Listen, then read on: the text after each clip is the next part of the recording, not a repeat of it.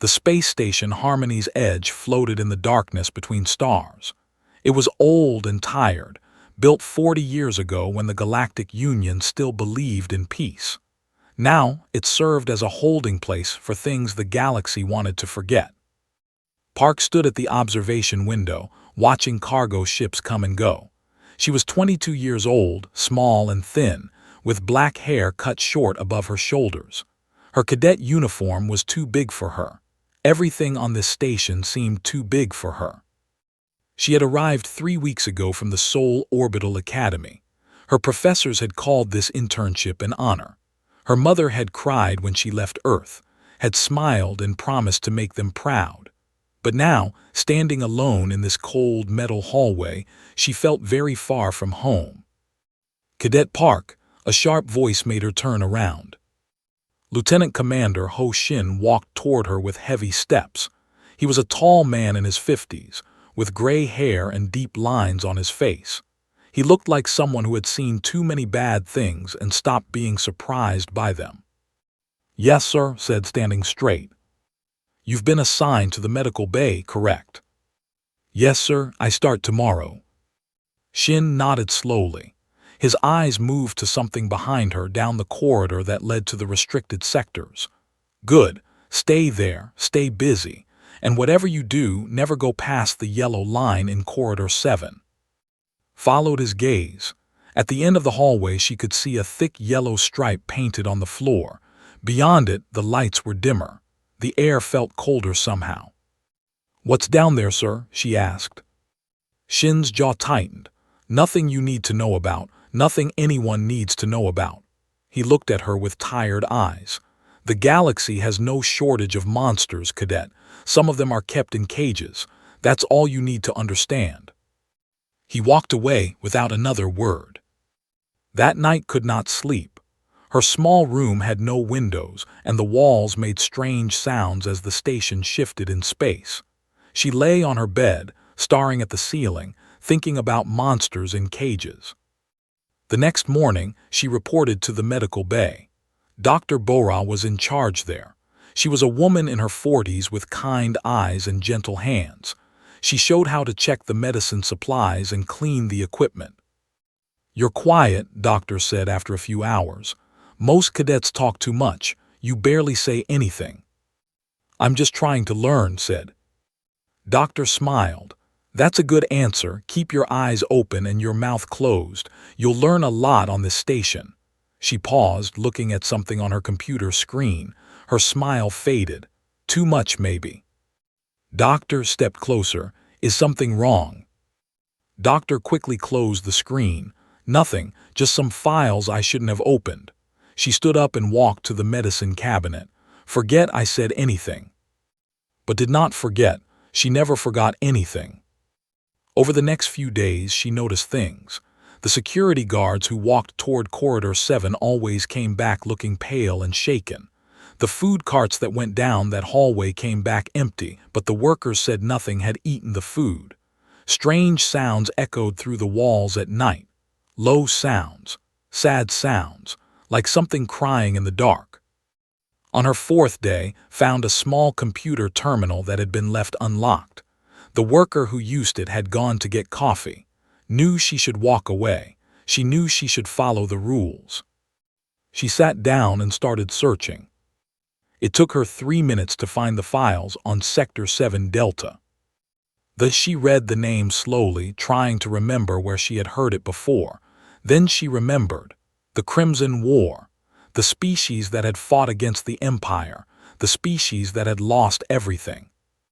According to the files that had been destroyed 12 years ago, the entire species was gone, extinct, dead. Except for 3 cubs. Stared at the screen. 3 surviving cubs brought to Harmony's Edge as infants, classified as extremely dangerous biological specimens, kept in containment for study. Their ages, approximately 11 years old now. Their status, healthy but aggressive. Their feeding schedule, daily. But there was a note at the bottom of the file, added just yesterday. Specimens have refused food for 4 days. Staff unable to enter containment area due to aggressive behavior. Situation under review. His heart beat faster. She scrolled down and found images. The cubs were beautiful. They looked like wolves, but bigger, much bigger. Their fur was black like the space between stars, and their eyes glowed silver like distant moons. Even in the pictures, frozen and still, they looked powerful and proud.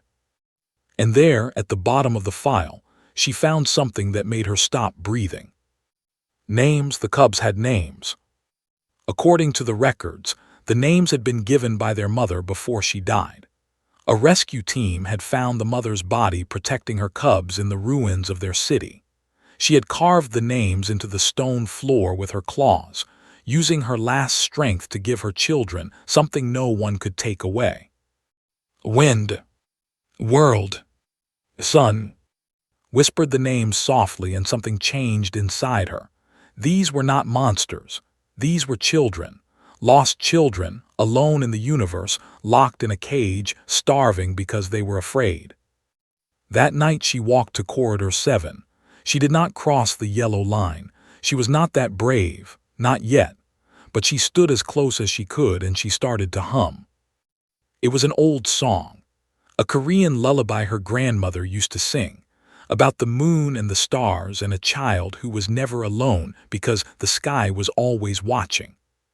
She sang softly, her voice barely louder than a whisper. At first, nothing happened. The corridor was silent. The darkness beyond the yellow line was still and cold. Then she heard it. A sound, not a growl, not a snarl, something softer, something that sounded almost like a question. She sang a little louder. The sound came again, closer now. And then, at the very edge of the light, she saw movement. A shape in the shadows, silver eyes catching the dim glow of the emergency lights. The smallest cub, the file had said, was the smallest. The cub pressed against the containment barrier, a wall of shimmering blue energy that separated the cell from the corridor. The cub did not growl, did not snarl, just stood there listening as sang about the moon and the stars. When she finished the song, looked into those silver eyes. "Hello," she whispered. "My name is, I'm going to help you, I promise." The cub tilted its head, and for just a moment thought she saw something in those eyes that was not anger or fear. It was hope. Every night for 1 week, returned to the yellow line. Every night she sang the same lullaby, and every night the cubs came closer. On the third night she saw for the first time the largest cub, almost as tall as her, even on all fours. His fur was darker than his siblings, and there was a scar across his left eye. He stood behind and watching with careful eyes. He did not come close. He did not trust her yet. On the fifth night made a sound that was almost like singing. A low, soft sound that followed the melody of lullaby. Smiled and kept singing, and his voice grew stronger. On the seventh night, decided she had to do more. The cubs still had not eaten. 9 days now. Doctor had told her that could survive without food for up to 2 weeks, but after that, their bodies would start to shut down. The cubs were running out of time. "You're going to get yourself killed," Wu Han said. Wu was best friend on the station. They had trained together at the Seoul Orbital Academy.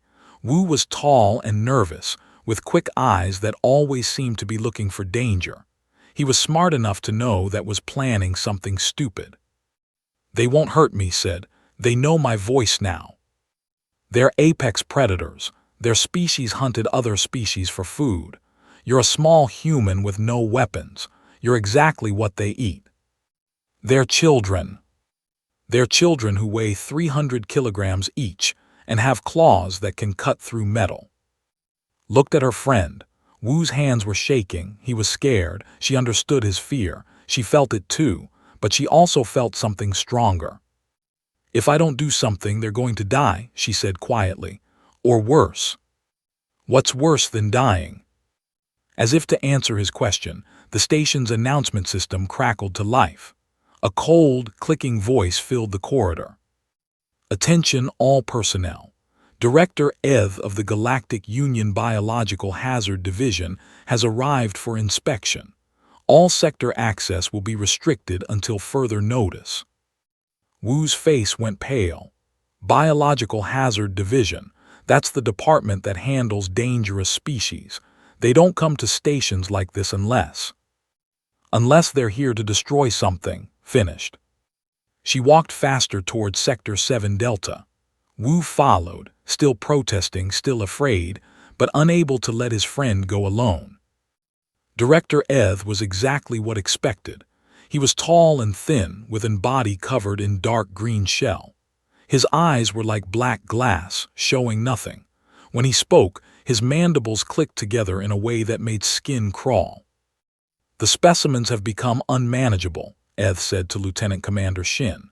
They were standing in the observation room above Sector 7 Delta, looking down at the containment cell where the cubs paced back and forth.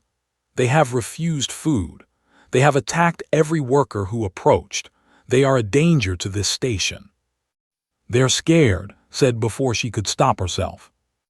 Every head in the room turned toward her. Director Eth's black eyes fixed on her like a predator spotting prey. "Who is this?" he clicked. "Cadet Park," Shin said quickly. "She's an intern. She doesn't speak for this station." "Clearly." Eth turned back to the window. "The specimens will be terminated in 72 hours. I have already filed the paperwork. The Galactic Union does not have resources to waste on creatures that cannot be controlled." "They can be controlled," said. Her voice was shaking, but she did not stop. "They just need someone to show them they're safe." Eth made a sound that might have been laughter. A human child thinks she understands alien predators better than trained specialists. How amusing. "Lieutenant Commander, please remove this cadet before I add insubordination to my report." Shin grabbed her arm and pulled her toward the door. His grip was tight, but his eyes were not angry. They were sad. "Don't throw your career away for animals that can't be saved," he whispered. "Everyone can be saved," whispered back, "if someone is brave enough to try." That night the power flickered. It happened sometimes on old stations like Harmony's Edge. The systems were tired. The generators needed rest. For exactly 47 seconds, the lights went dim and the containment barriers weakened. 47 seconds was enough. Ran through Corridor 7, past the yellow line, through the outer door that should have been locked. The containment barrier was still active, but weaker now, glowing a faint blue instead of bright white. She stood before the cubs. All three of them were there watching her, at the back massive and still, to the left head tilted with curiosity, and in front closest to the barrier, silver eyes wide. "Took a deep breath," she said. The cubs froze. Even the careful ones stopped moving. They stared at her with something new in their eyes, something that had not been there before. "Recognition. Your mother gave you those names," said softly. "She loved you. She wanted you to be remembered. She wanted you to know who you are." She stepped closer to the barrier. "I know who you are. I see you." Whimpered. It was a small sound, like a puppy lost in the rain. Then the smallest cub pressed its massive head against the barrier, right where its hand was touching from the other side. Slowly, carefully, walked forward and did the same. And then, after what felt like forever, moved. The great black wolf walked toward her, each step heavy and slow. He stopped at the barrier and looked down at her. His face was close enough that she could see the old wounds, the marks of a hard life. Did not move. She did not run. She looked into his silver eyes and said, "I'm going to get you out of here, I promise." Closed his eyes and pressed his snout against the barrier, against her palm. A noise behind her made spin around. Doctor stood in the doorway, her face white with shock. "Cadet Park," she breathed, "what have you done?" "I did what no one else would," said. "I showed them they're not alone." For a long moment, Doctor said nothing. She looked at the cubs pressed gently against the barrier. She looked at, small and brave and foolish. Then she walked forward and pressed something into his hand. "A data chip, the containment codes." "I didn't see anything," Doctor said. "I was never here." She turned and walked away, leaving alone with the cubs and the beginning of a plan. 48 hours remained until the cubs would be destroyed. Had spent every free moment with them, bringing food they finally ate from her hands, singing songs that made their tails wag slowly. But time was running out, and she still had no real plan to save them. She was walking back from the medical bay when the alarm started. Red lights flooded the corridors. A loud horn blasted through the speakers. The station's voice, usually calm and mechanical, now sounded sharp with warning. Attention all personnel. Security breach in Docking Bay 4. Unknown hostile forces have boarded the station. All non-combat personnel must proceed to designated safe zones immediately. This is not a drill. Stopped in the middle of the corridor. Around her, people started running, their faces filled with fear. She grabbed the arm of a passing technician. "What's happening?" she demanded. "Raiders," the man gasped. "Raiders. They came out of nowhere. The outer defenses didn't even see them coming." The word sent ice through his veins. The Empire was brutal and cruel. They had they had killed millions, and now they were here on the station. But why? The answer came to her like a punch to the stomach. The cubs, they used to capture as war beasts, train them to fight and kill. The cubs were the last of their kind, and they were young enough to be controlled. They had not come for the station. They had come for and ran. She ignored the safe zone directions. She ignored the shouting security officers. She ran through corridors filled with smoke and screaming, past doors that sparked with damage from weapons fire. The station shook beneath her feet as explosions rocked the outer hull. By the time she reached Corridor 7, her lungs were burning and her legs ached. But she did not stop. She could not stop. The yellow line meant nothing now. She crossed it and kept running. Captain Wu was already there with a squad of armed soldiers. Was a large man with a shaved head and cold eyes. He wore heavy combat armor and carried a plasma rifle that hummed with deadly energy. "Sector 7 Delta must be secured," he was saying to his troops. "The hostiles are heading this way. If they take the specimens, they'll have weapons that can tear through our defenses." "Sir," one of the soldiers said, pointing, "the specimens are already agitated." Through the observation window could see the cubs. They were not calm anymore. They were packing, snarling, their eyes burning with rage. They could sense the danger. They could smell the enemy. "We can't let them take them," Captain said. "And we can't control them. That leaves one option." He raised his rifle and aimed at the containment cell. "No," screamed. She threw herself forward, pushing past soldiers twice her size, and stood directly between his weapon and the observation window. "Move aside," Cadet said. His voice was flat and cold. "I won't let you kill them. They're not pets, they're weapons, and if they get them, they'll use them to kill thousands of people. Millions, maybe. Is that what you want?" "They won't get them," said, "because the cubs won't go with them." Laughed, but there was no humor in it. "Look at them. They're monsters. They'll go with whoever opens that cage." "They're not monsters." His voice was steady now, even though her heart was pounding. "They're scared, they're alone, and they're waiting for someone to save them." An explosion shook the floor. Dust fell from the ceiling. The lights flickered and went out, replaced by dim red emergency lighting. "The hostiles have breached the secondary corridors," a voice crackled over his radio. "They're coming your way, Captain. 3 minutes, maybe less." Looked at. Then he looked at the cubs behind the barrier. Then he looked at his soldiers, all of them nervous, all of them waiting for orders. "2 options," he said quietly. "We kill them now or they take them. Either way, those creatures are not walking out of here with you, Cadet. That's not how this ends."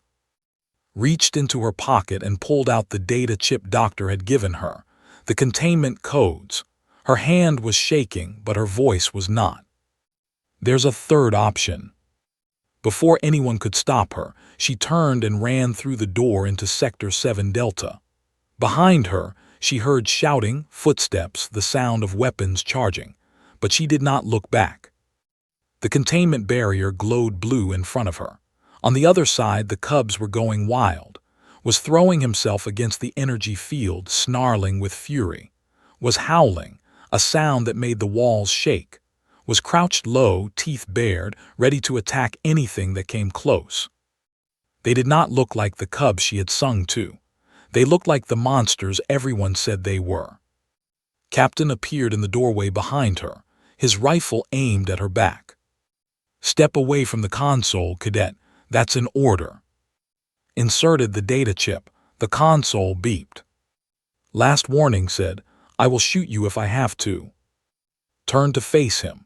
Tears were running down her cheeks, but her eyes were not afraid. "Then shoot me," she said. "Because I'm the only one who can stop them from being monsters. I'm the only one they trust. And if you kill me, you'll have to kill them too. Is that what you want to explain to the Galactic Union?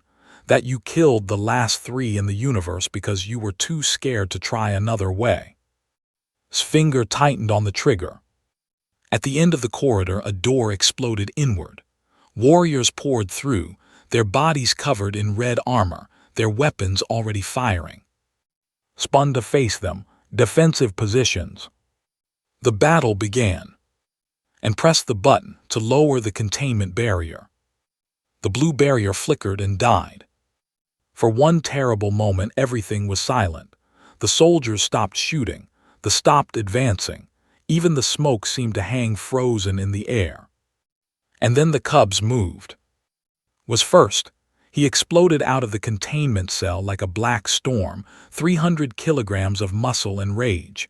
His roar shook the walls. His claws scraped deep grooves into the metal floor. His eyes burned silver with fury. And followed, flanking their brother, their own growls joining his in a terrible chorus. The warriors raised their weapons. Captain shouted orders, and stood in the middle of it all, completely still, completely calm. She did not run. She did not hide. She turned to face the cubs, putting her back to all the soldiers and all the enemies, trusting that the creatures everyone called monsters would not hurt her. Charged toward her. His jaws were open. His teeth were longer than her fingers. He could have killed her with one bite, one swipe of his claws, one moment of the violence he had been born to create. But raised her hand and spoke one word. The great beast stopped. His paws scraped against the floor as he tried to slow down. He stood before her, so close she could feel the heat of his breath, so close she could see the old pain in his face. She said again, softer now, "I'm here, it's okay, I'm here." The fury in his eyes flickered. Something else took its place. Something had seen before in the quiet moments at the barrier. Trust. And reached her seconds later, circling around her, pressing their bodies against her sides. They were shaking, not with rage but with fear. They had been alone for so long. They had been caged and threatened and forgotten. And now they were free, surrounded by enemies, with only one friend in the entire universe. Put her arms around them as best she could. They were so big, so powerful, but in that moment they felt like frightened children. "I've got you," she whispered. "I've got all of you, you're not alone anymore." "Impossible," someone breathed. Looked up. Captain was staring at her with his mouth open. His rifle hung loose in his hands. Behind him, his soldiers wore the same expression of shock. They were not so quiet. Their leader, a massive warrior with blood-red armor and 4 arms, stepped forward and laughed. "The little human thinks she can control them," he said in a harsh, grinding voice. "How sweet, how foolish. Those beasts belong to the Empire. They were made to serve us, to fight for us, to kill for us." He raised a device in one of his hands, a metal rod covered in blinking lights. "This is a neural collar controller. One press and those creatures will obey any command I give." He pressed the button. Nothing happened. The leader pressed it again, and again. His laughter faded into confusion, then anger. "Why isn't it working?" he demanded. Looked at the cubs pressed against her. Then she looked at and for the first time in her life, she felt something she had never felt before. Power. Because they don't belong to you anymore, she said. They never did. You put collars on their parents. You trained them with pain and fear and cruelty, but you forgot something important. And what is that, little human? Stood up straight, the cubs rising with her. You forgot to give them names. The leader roared and raised his weapon. His warriors charged forward, ready to take the cubs by force. But the cubs moved first. Met the first wave of with a roar that shook the entire sector. He was massive and fast and terrifying, but he was also smart. He did not attack wildly. He positioned himself between and the enemy, using his body as a shield. Was smaller but quicker. He darted between the warriors, biting at their legs, knocking them off balance, then retreating before they could strike back. Stayed closest too, growling at anyone who came near, ready to fight but also ready to protect. And did not stand still. She watched the battle with clear eyes, and when she saw an opening, she called out. Left. The great cub turned and caught a trying to flank them. Back. The swift cub retreated just as a plasma blast scorched the floor where he had been standing. And now, the smallest cub leaped onto a warrior who had gotten too close, bringing him down with her weight and fury. Captain finally shook off his shock. Cover fire, he shouted. Support them. His soldiers opened fire on working with the cubs instead of against them. The corridor became chaos, full of smoke and light and noise. The leader pushed through the battle toward. He was bigger and stronger than his warriors. He had fought in 100 battles. He had killed thousands. But he had never faced a human who was not afraid. You think you've won, he snarled, reaching for her. You think those beasts care about you. The moment you're gone, they'll. Appeared between them. The cub slammed into the leader with the force of a crashing ship. The warrior flew backward, hit the wall, and crumpled to the floor. But before he fell, he managed to fire one shot. The plasma bolt hit in the side. The cub stumbled, then fell, a terrible wound burning in his dark fur. Screamed. She ran to him, dropping to her knees beside his massive body. Blood was spreading across the floor. His breathing was shallow and fast. No, she whispered, pressing her hands against the wound. Stay with me, please, please. The great cub opened his silver eyes and looked at her. He whimpered, a small sound from such a large creature. Then he pressed his head against her chest, like a child seeking comfort from a mother he had never had. Behind them the battle ended. The retreated, dragging their fallen leader with them. Captain's soldiers held the corridor. They had won. But did not care about winning. She only cared about the cub dying in her arms. Someone help me, she cried. Please, someone help him. Doctor appeared beside her, medical kit in hand. Move your hands, she said firmly. Let me work. Moved. She held his head in her lap and sang softly, the same lullaby she had sung that first night. And pressed close, their bodies warm against hers, their eyes never leaving their brother. Stay with me, whispered. Please, I just found you. I can't lose you now. His eyes closed, and his breathing grew weaker. And sang louder, refusing to let him go. 3 days had passed since the battle. The station was quiet now. They had fled into deep space, their forces broken, their leader humiliated. Repair crews worked on the damaged sections. Life slowly returned to normal. But nothing was normal for her. She sat beside his bed in the medical bay, holding his massive paw in her small hands. Doctor had saved him. 3 surgeries, 2 blood transfusions from his siblings, and countless hours of careful treatment. The wound was closed now.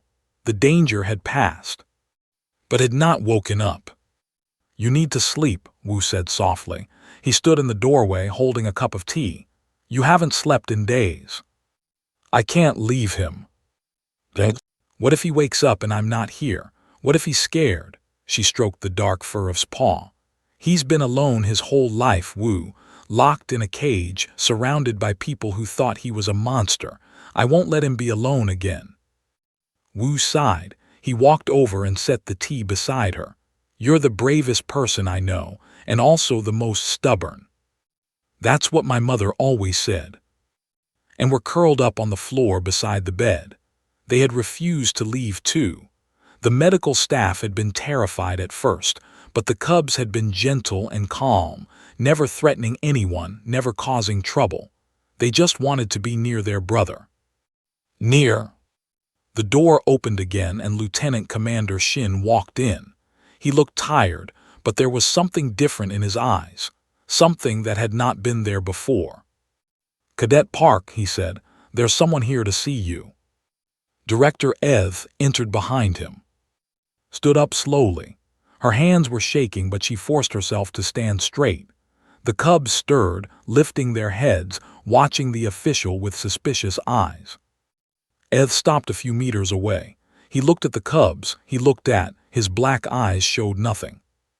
"I have reviewed the security footage from the incident," he said. His voice was cold and clicking like always. "I have spoken with Captain and Doctor. I have sent my report to the Galactic Union Council." Waited, she did not speak.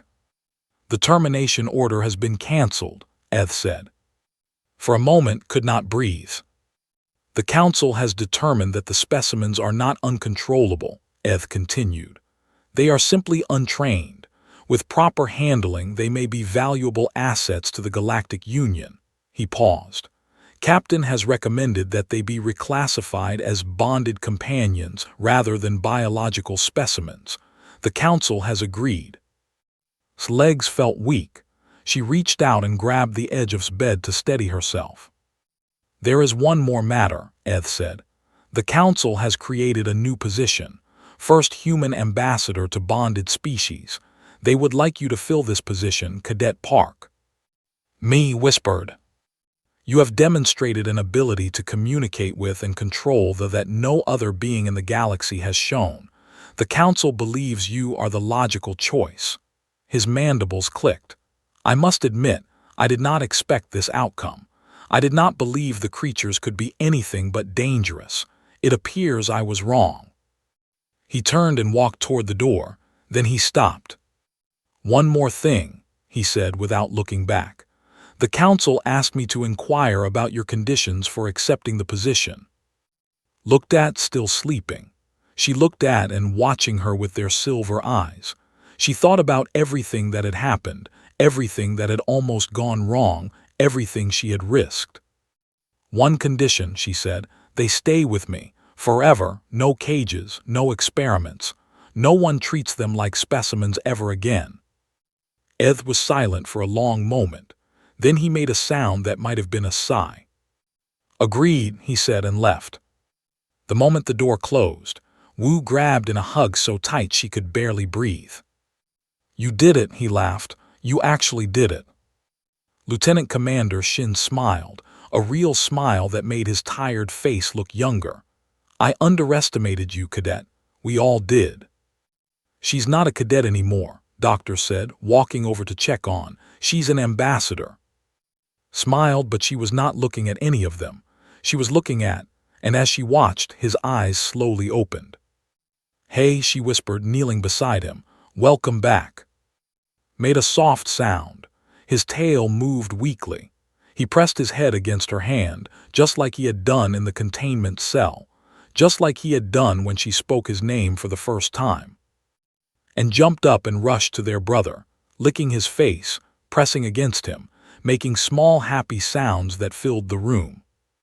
And laughed, tears running down her cheeks, surrounded by the three creatures everyone had called monsters.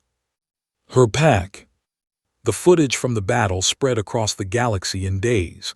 People watched it 1,000 times, trying to understand. How had she done it? How had one small human tamed the untamable?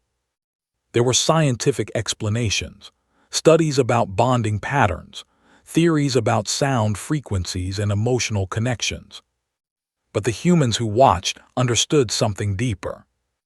They knew that you do not tame a wild thing with cages and sedatives and fear. You do not control a creature by treating it like a monster. You reach them a different way. You give them something they have never had before. You give them a name. You give them a family. And you never, ever give up on them. In the medical bay, sang her lullaby one more time. Eyes drifted closed, peaceful now, safe now, and pressed close to their brother, their own eyes closing. And stayed with them through the night, one small human surrounded by 3 great wolves, watching over them like the moon watches over the stars. This was her family now, and she would protect them forever.